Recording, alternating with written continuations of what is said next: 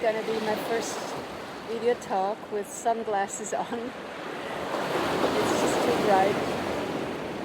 I hope you can hear me. I was just in the ocean. It's February and the ocean is still quite chilly. And I landed in this wonderful place called Calp. I've never heard of it before, but on my road trip I passed by on the highway and I had a glimpse of this place, and I just saw this rock behind, and it really looked like Rio somehow, and I thought on the way back I want to visit.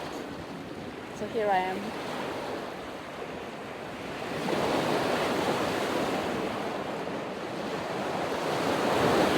I had a lunch in a restaurant at the beach back there, and it's always kind of funny, sometimes also a little bit strange when you go to a restaurant by yourself.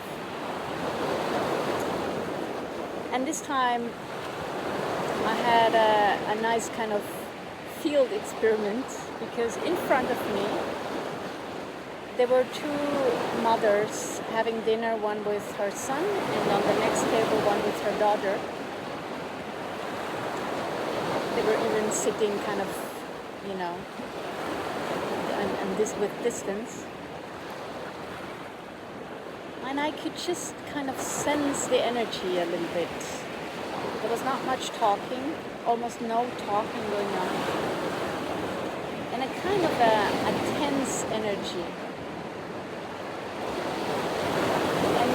Also know that, or you can refer to that when you sit with somebody. It can be your partner, but it can also be family or friends, and then there is kind of an awkward silence.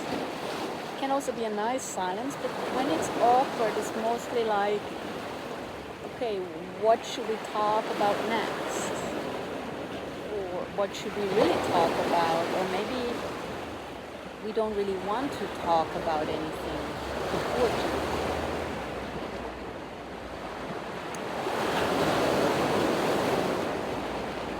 So it made me reflect a little bit on communication and what we really put into our communications. And communication comes from communion, which means more or less come together in union, or to create a kind of union with somebody, communion. So how to really create this communion? How to really create this coming together in union?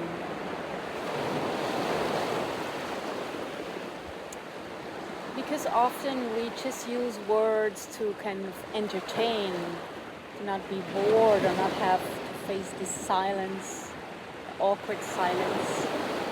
And then we speak about the everyday life and the weather and the places we visit, and throw out jokes. But what if you have told all the jokes? How could we really come into a deeper kind of meeting together?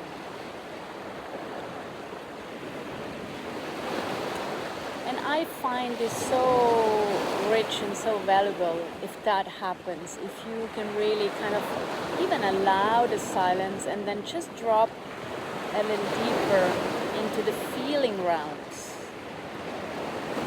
and really connect there with the other, and not just babble over it, but really allow to come from your head more into your body, into your feelings. And sensing, feeling the other. Maybe even meeting the awkwardness if it's there. And in there is so much richness, because then you really start to meet each other on the level of feelings, on the level of honesty, on the level of kind of nakedness. You don't fake anything, you just show yourself authentically.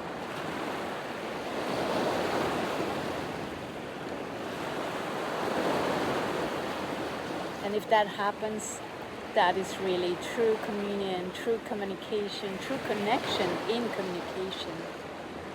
And that's in itself a little celebration. So yeah, this is my little learning and talk from this Calp place, which seems to be quite a touristy places which I usually try to avoid a little bit. But now in February, it's still calm, so I could give a visit and look into the existence of, the normal tourist life and tourist communication. So thank you for listening. I'm just enjoying some waves coming in before we end.